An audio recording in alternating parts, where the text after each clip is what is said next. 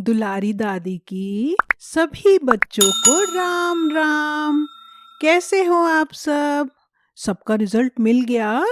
मुझे विश्वास है बहुत अच्छे नंबर आए होंगे आप सबके।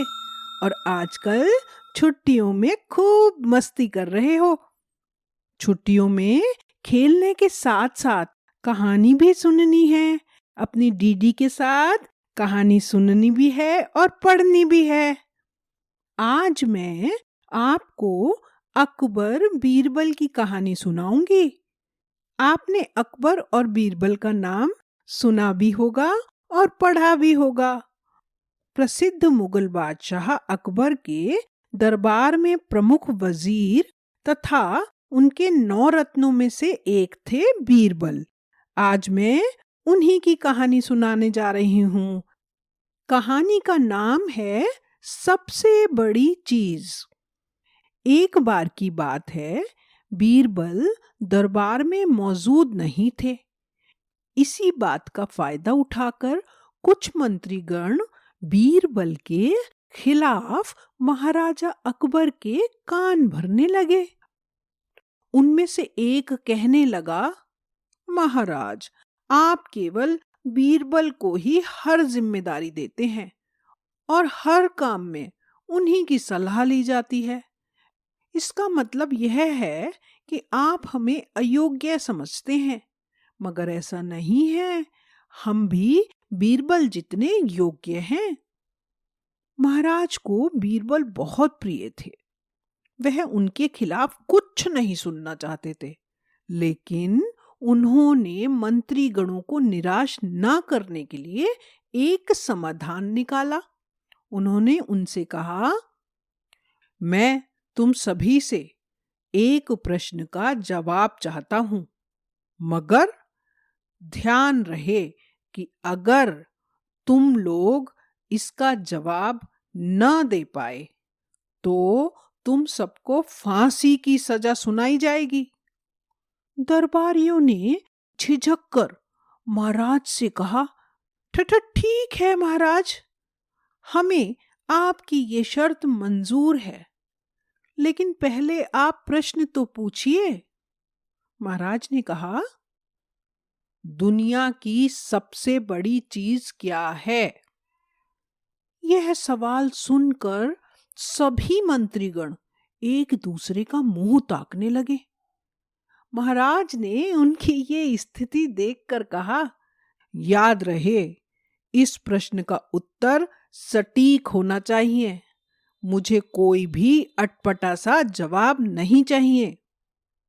इस पर मंत्रीगणों ने राजा से इस प्रश्न का उत्तर देने के लिए कुछ दिनों की मोहलत मांगी। राजा भी इस बात के लिए तैयार हो गए। महल से बाहर निकलकर सभी मंत्रीगण इस प्रश्न का उत्तर ढूंढने लगे। पहले ने कहा, दुनिया की सबसे बड़ी चीज भगवान है। तो दूसरा कहने लगा, दुनिया की सबसे बड़ी चीज भूख है। तो तीसरे ने दोनों के जवाब को नकार दिया और कहा, भगवान कोई चीज नहीं है और भूख को भी बर्दाश्त किया जा सकता है। इसलिए राजा के प्रश्न का उत्तर इन दोनों में से कोई नहीं है। धीरे धीरे समय बीतता गया और मोहलत में लिए गए सभी दिन भी गुजर गए। फिर भी राजा द्वारा पूछे गए प्रश्न का जवाब न मिलने पर सभी मंत्रीगणों को अपनी जान की फिक्र सताने लगी।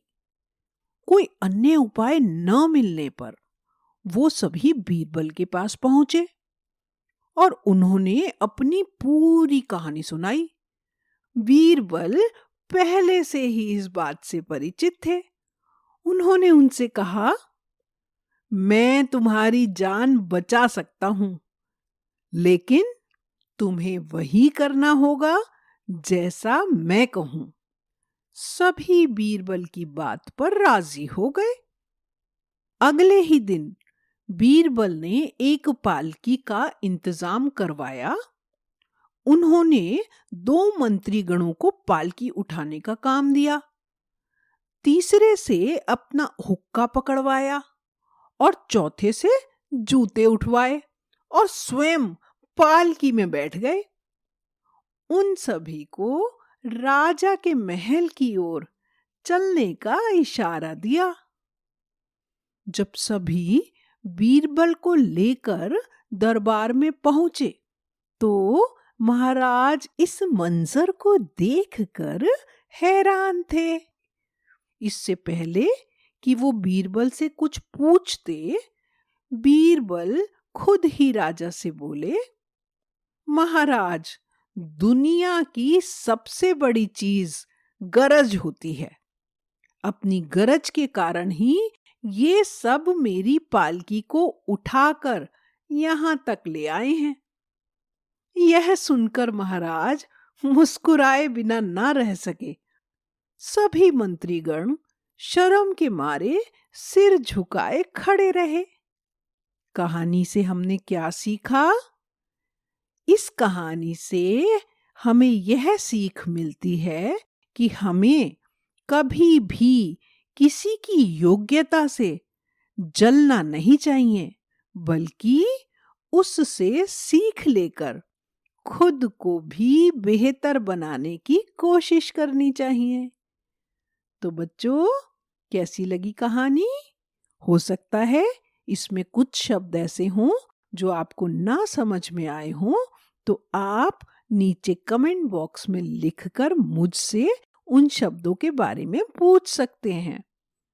हम फिर मिलेंगे एक नई कहानी के साथ।